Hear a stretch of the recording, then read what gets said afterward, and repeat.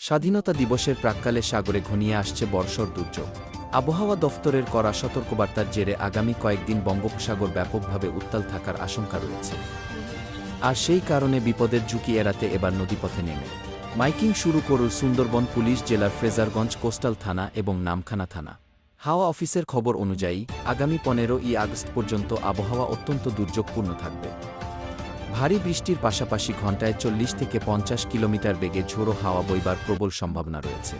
এই সতর্কবার্তার পরেই তৎপর সুন্দরবন পুলিশ জেলা, ফ্রেজারগঞ্জ কোস্টাল এবং নামখানা থানার পুলিশের পক্ষ থেকে ট্রলারে বা স্পিড বোটে করে নদীপথে ঘুরে ঘুরে মৎস্যজীবীদের সতর্ক করার কাজ চলছে।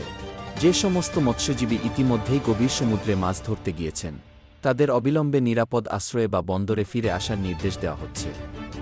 পাশাপাশি যে ট্রলারগুলি ঘাটে বাঁধা রয়েছে, তাদেরও আপাতত সমুদ্রে যাওয়ার ক্ষেত্রে কড়া নিষেধাজ্ঞা জারি করা হয়েছে।